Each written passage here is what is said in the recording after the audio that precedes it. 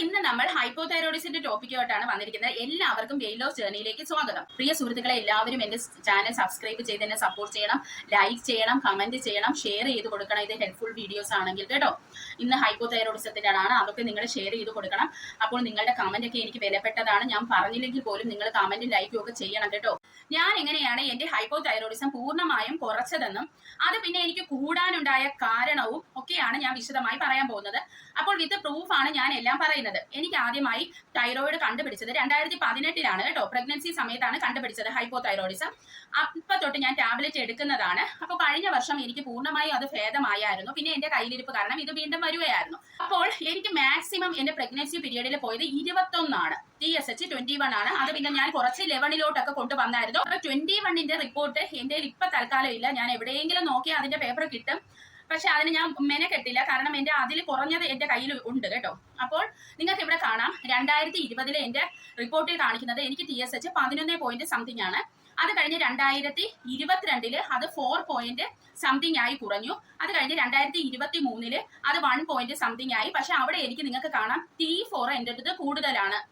അപ്പോൾ ഞാൻ എങ്ങനെയാണ് എന്റെ ഹൈപ്പോതൈറോയിഡിസം കുറച്ചതെന്ന് നിങ്ങൾക്ക് പറഞ്ഞു തരാം. അപ്പോൾ ആദ്യമായി ഞാൻ ചെയ്തത് എന്റെ ജീവിത ശൈലിയിൽ തന്നെ ഒരു മാറ്റം വരുത്തുകയാണ് ചെയ്തത്. അപ്പോൾ ഞാൻ ചെയ്തത് എന്നാന്ന് വെച്ചാൽ, ആദ്യം എന്റെ ടൂത്ത് പേസ്റ്റ് ഞാൻ മാറ്റി. നമുക്ക് ഈ കടകളിൽ നിന്നൊക്കെ കിട്ടുന്ന ടൂത്ത് പേസ്റ്റ് മാറ്റിയിട്ട് ഞാൻ ആയുർവേദ പൽപ്പടിയിലോട്ട് മാറി.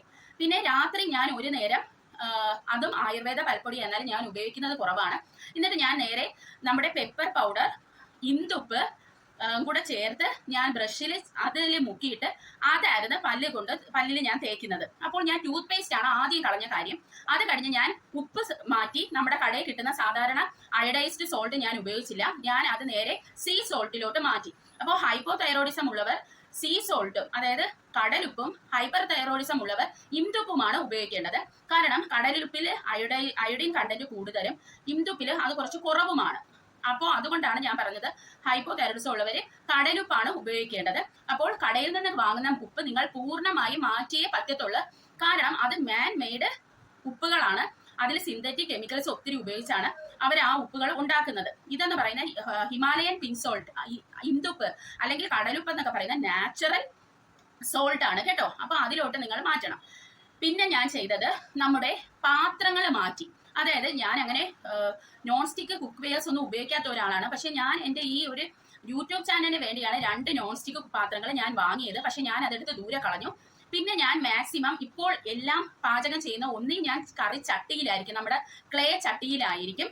അല്ലെങ്കിൽ എന്നിട്ട് ഞാനിപ്പോൾ അഥവാ അലുമിനിയത്തിലോ വല്ലത്തിലും ഞാൻ കുക്ക് ചെയ്താലും ഉടൻ തന്നെ കുക്ക് ചെയ്ത് കഴിഞ്ഞിട്ട് ആ കറി ഞാൻ നേരെ ഗ്ലാസ് കണ്ടെയ്നേഴ്സിലോട്ട് മാറ്റും കേട്ടോ. അപ്പോൾ നമ്മൾ അങ്ങനെയുള്ള കുക്ക് വെയേഴ്സ് ഒക്കെ മാറ്റണം. എന്നിട്ട് നമ്മൾ ക്ലേ പോട്ടുകളിലോ അല്ലെങ്കിൽ ഗ്ലാസ് വെയേഴ്സിലോ അല്ലെങ്കിൽ നല്ല എന്തെങ്കിലും പാത്രങ്ങളിലൊക്കെ നമ്മൾ കുക്ക് ചെയ്യുന്നതായിരിക്കും ഏറ്റവും നല്ലത്. അപ്പോൾ ഞാനിപ്പോൾ എന്തെങ്കിലും ഒരു കാര്യം പ്രിസർവ് ചെയ്ത് വെക്കുന്നത് ഒന്നീ ഗ്ലാസ് കണ്ടെയ്നേഴ്സിലായിരിക്കും കേട്ടോ. ഒന്നിയല്ല, ഗ്ലാസ് കണ്ടെയ്നേഴ്സിലായിരിക്കും. പിന്നെ അത്രയ്ക്ക് കുറെ സാധനങ്ങൾ ഉണ്ടെങ്കിൽ മാത്രമേ ഈ അലുമിനിയത്തിന്റെ പാത്രത്തിൽ വല്ലതൊക്കെ പ്രിസർവ് ചെയ്ത് വെക്കാറുള്ളൂ. അപ്പോൾ ഇത്രയുമായിട്ടുള്ള ഒരു എക്സ്ട്രീം മാറ്റമാണ് എന്റെ ജീവിതത്തിൽ ഞാൻ കൊണ്ടുവന്നത്. കാരണം ഞാൻ ഇത് കുറയ്ക്കാൻ നോക്കിയിട്ട് പറ്റുന്നുണ്ടായിരുന്നില്ല. അങ്ങനെയാണ് ഞാൻ ജീവിത ശൈലി തന്നെ മാറ്റിയത്. പിന്നെ ഉറപ്പായിട്ടും നമ്മുടെ എക്സസൈസ്, ഡയറ്റ് ഹാബിറ്റ്സിലൊക്കെ ഒരു മാറ്റം കൊണ്ടുവന്നായിരുന്നു കേട്ടോ. പിന്നെ ഈ തൈറോയിഡ് ഉള്ളവർക്ക് ഏറ്റവും വലിയൊരു പ്രശ്നമാണ് ഹൈപ്പോതൈറോയിഡിസത്തിന്റെ കാര്യമാണ് ഞാൻ പറയുന്നത്. ഉപ്പിന്റെ അളവ് അവർക്ക് അറിയാൻ സാധ്യത കുറവാണ്. കാരണം എന്റെ അമ്മയ്ക്കും ഇതുപോലെ ഉണ്ടായിരുന്നു. ഉപ്പിന്റെ അളവ് ചിലപ്പോൾ കൂടിപ്പോവും, പക്ഷെ എന്റെ അമ്മയുടെ നാക്കിൽ ആ രുചി അറിയാൻ പ്രയാസമായിരുന്നു. അപ്പോൾ ഇപ്പൊ എനിക്കും അങ്ങനെയാണ്. ഉപ്പ് ചിലപ്പോഴൊക്കെ ഞാൻ കൂട്ടിയിടും, ചിലപ്പോൾ കൂടിപ്പോവുകയാണ് എപ്പോഴും ചെയ്യുന്നത്. എനിക്ക് തോന്നും ഉപ്പില്ല എന്ന് പറഞ്ഞാൽ ഞാൻ വീണ്ടും വീടും. അപ്പൊ നമ്മുടെ ഹൈപ്പോതൈറോയിഡിസം ഉള്ളവർക്ക് അങ്ങനെ ഒരു പ്രശ്നം ഉള്ളതായിട്ട് എനിക്കറിയാം. ഇനി ഞാൻ പിന്നെ ചെയ്ത ഒരു കാര്യം എന്ന് പറയുന്നത്, ഞാൻ കറക്റ്റിന് പ്രാണായാമം ചെയ്യുമായിരുന്നു. പ്രാണായാമം എന്ന് ഉച്ചൈ പ്രാണായാമമാണ് ഞാൻ ചെയ്യുമായിരുന്നത്. അതായത് നമ്മൾ ഇങ്ങനെ ഒരിടത്ത് ഇരിക്കണം, ചമ്മണം മണഞ്ഞ് നമ്മൾ ഇരിക്കണം, അല്ലെങ്കിൽ ചമ്മണം പൂട്ടിട്ട് നമ്മൾ ഇരുന്നിട്ട് നമ്മൾ ഈ നമ്മുടെ തൈറോയിഡിലെ ഗ്രന്ഥി അത് വൈബ്രേറ്റ് ചെയ്യണം. നമ്മുടെ തൊണ്ട ഇങ്ങനെ നിങ്ങൾക്കൊരു ശബ്ദം കേൾക്കാമല്ലോ, അതുപോലെ നമ്മൾ ആ ശ്വാസം ഇങ്ങനെ വലിച്ച് വൈബ്രേറ്റ് ചെയ്യണം. ഇങ്ങനെ നമ്മൾ കണ്ണടച്ചിരുന്ന് വേണം ഇത് ചെയ്യാനായിട്ട്. എന്നിട്ട് ആ ശ്വാസം മൊത്തം നമ്മൾ ഡീപ്പായിട്ട് ശ്വാസം അകത്തോട്ട് എടുത്തിട്ട് നമ്മൾ തല കുമ്പിടണം. അതായത് അവിടെ നമ്മൾ ഹോൾഡ് ചെയ്യുവാണ്. നമ്മൾ ആ എടുത്ത ശ്വാസം ഹോൾഡ് ചെയ്ത് വെച്ചിട്ട് തല ഇങ്ങനെ ലൂസാക്കി കുമ്പിട്ട് ഇങ്ങനെ വയ്ക്കണം. ഒരു 10 സെക്കൻഡ് അങ്ങനെ ഹോൾഡ് ചെയ്തിട്ട് വീണ്ടും നമ്മൾ തല നേരെ ആക്കിയിട്ട് ആ ശ്വാസം പിടിച്ചു വെച്ചിരുന്ന ശ്വാസം പതുക്കെ പുറത്ത് വെളിയിലോട്ട് അങ്ങ് വിടണം. എന്നിട്ട് ഇതൊരു 10ഉം 20ഉം പ്രാവശ്യമൊക്കെ നമ്മൾ റിപ്പീറ്റ് ചെയ്യണം.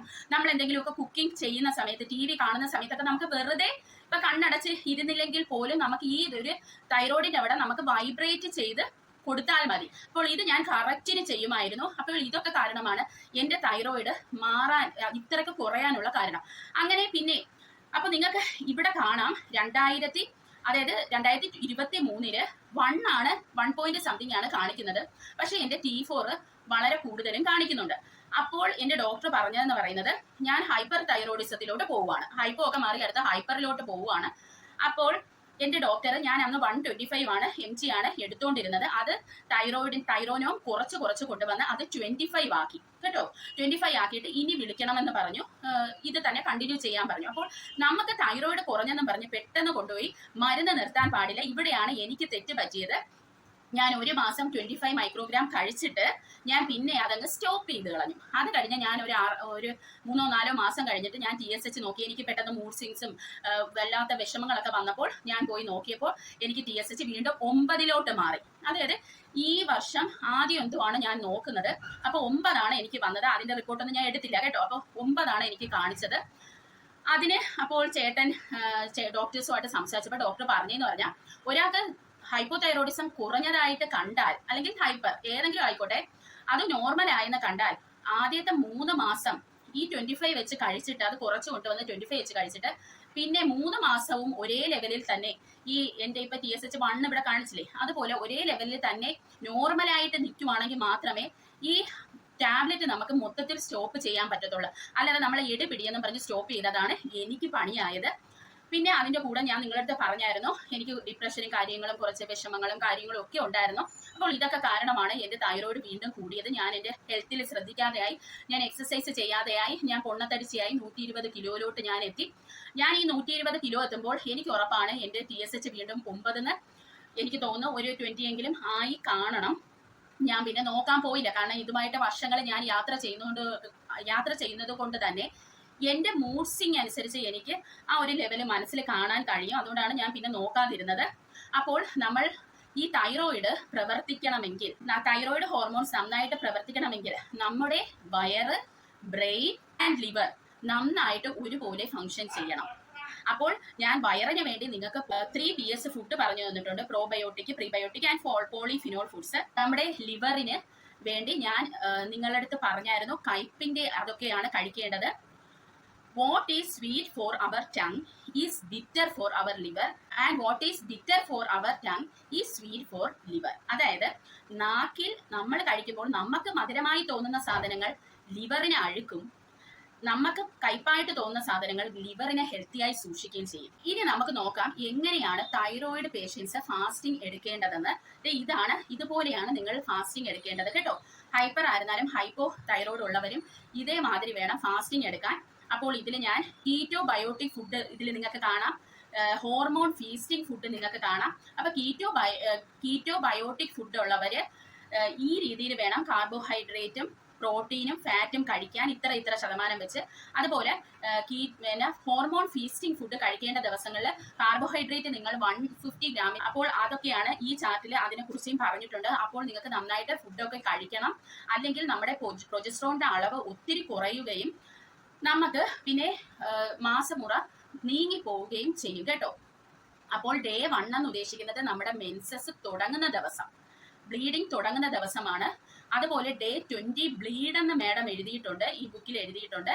ബ്ലീഡ് എന്ന് എഴുതിയിരിക്കുന്ന അടുത്ത മെൻസുറൽ സൈക്കിളിലോട്ടുള്ള പ്രക്രിയകൾ നമ്മുടെ ശരീരത്തിൽ തുടങ്ങുന്ന സമയമാണ് ഡേ 20 എന്ന് മാഡം ഇവിടെ പറഞ്ഞിരിക്കുന്നത്. ഡേ 1 ബ്ലീഡിങ് ഉള്ള ദിവസങ്ങൾ, ഡേ 20 എന്ന് പറയുമ്പോൾ ബ്ലീഡിന് വേണ്ടി നമ്മുടെ ശരീരം തയ്യാറാവുന്ന ദിവസങ്ങൾ. ആ സമയത്തൊക്കെ ഹോർമോൺ ഫീസ്റ്റിംഗ് ഫുഡ് വേണം നിങ്ങൾ കഴിക്കാൻ. എന്നാൽ നമ്മുടെ പവർ ഫേസ് ആയ മെൻസസ് ടൈമിലൊക്കെ ഫാസ്റ്റിംഗ് കൂടുതൽ സമയം എടുക്കുകയും ഓട്ടോഫേജിയിലോട്ട് പോകുമ്പോഴാണ് ബ്രെയിനിനെ ഹെൽപ്പ് ചെയ്യുന്നത്. ഓട്ടോഫേജി പോകുമ്പോൾ എന്താണ്, ബ്രെയിനെയാണ് അവിടെ ഹെൽപ്പ് ചെയ്യുന്നത്. അപ്പോൾ നമ്മുടെ ഗട്ടിന് വേണ്ടി 3 PS ഫുഡ്, നമ്മുടെ ലിവറിന് വേണ്ടി കയ്പിന്റെ സാധനങ്ങൾ പറഞ്ഞു, അതുപോലെ തന്നെ ഫാസ്റ്റിംഗ് ഹെൽപ്പ് ചെയ്യും. അതുപോലെ തന്നെ ബ്രെയിനിനെ ആക്ടിവേറ്റ് ചെയ്യാൻ ഓട്ടോഫേജി ഓട്ടോഫേജി എന്താണ് ചെയ്യുന്നത്? ഈ കാണിക്കുന്ന സാധനം, അതായത് നമ്മുടെ ശരീരത്തിലുള്ള അഴുക്ക സെൽസിനെ എല്ലാം റീപ്ലേസ് ചെയ്ത് പുതിയതാക്കുകയും അല്ലെങ്കിൽ നമുക്കൊരു പുതുമ കൊണ്ടുവരികയും അഴുക്കെല്ലാം എടുത്ത് ശരീരത്തിൽ നിന്ന് കളയുകയും ചെയ്യുന്ന ഒരു പ്രോസസ്സാണ് ഓട്ടോഫേജി എന്ന് പറയുന്നത്. അപ്പോൾ നിങ്ങൾക്ക് എല്ലാം മനസ്സിലായല്ലോ. അപ്പോൾ ഹോർമോൺ ഫീസ്റ്റിംഗ് ഫുഡ്, പിന്നെ ഹോർമോൺ ഫീസ്റ്റിംഗ് എന്ന് പറയുമ്പോൾ കാർബോഹൈഡ്രേറ്റും കൂടെ ചേർത്ത് കഴിക്കുന്നതാണ്. അപ്പം നിങ്ങൾ അധികം ഒന്നും ഫാസ്റ്റിംഗ് എടുക്കേണ്ട ആവശ്യമില്ല. മാഡം ഇപ്പം ഈ കാണിച്ചിരിക്കുന്ന കണക്ക് തന്നെ.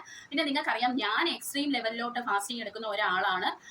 അതുകൊണ്ട് അതൊക്കെ ഓരോരുത്തരുടെ ബോഡി അനുസരിച്ചാണ്. അപ്പം നിങ്ങൾ ഇടന്ന് വളരെ ബുദ്ധിമുട്ടേണ്ട ആവശ്യമൊന്നുമില്ല. ഇതുപോലെ നിങ്ങളുടെ ജീവിത ശൈലിയെ അങ്ങ് കൊണ്ടുവന്നാൽ നിങ്ങൾക്ക് അത്രയും നല്ലതായിരിക്കും. അപ്പം പ്രിയ സുഹൃത്തുക്കളെ, നിങ്ങൾക്ക് മനസ്സിലായെന്ന് ഞാൻ പ്രതീക്ഷിക്കുന്നു.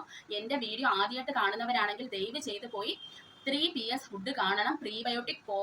പ്രോബയോട്ടിക് ആൻഡ് പോളിഫിനോൾ ഫുഡ്സ്, പിന്നെ കീറ്റോജനിക് ഫുഡ്, ഇത്ര ശതമാനം വെച്ച് കാർബോഹൈഡ്രേറ്റ്, പ്രോട്ടീൻ, ഫാറ്റ് ആണ് ഏറ്റവും കൂടുതൽ കീറ്റോജനിക്കിൽ കഴിക്കേണ്ടത്. 50% കുറവാണ് കാർബോഹൈഡ്രേറ്റ്.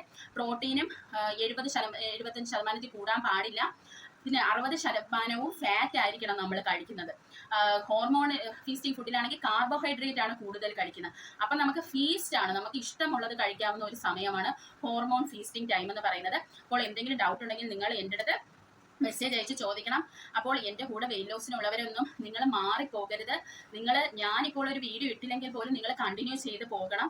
എനിക്ക് എന്തെങ്കിലും അത്രയ്ക്കുള്ള ചില ബുദ്ധിമുട്ടുകൾ വരുവാണെങ്കിൽ മാത്രമേ ഞാൻ ഇടാതിരിക്കത്തുള്ളൂ. അപ്പോൾ നമുക്ക് വെയിറ്റ് ലോസ് ജേർണിയായിട്ട് നമുക്ക് മുന്നോട്ട് തന്നെ പോകണം. എല്ലാവർക്കും അപ്പോൾ ഹാപ്പി ഡേ.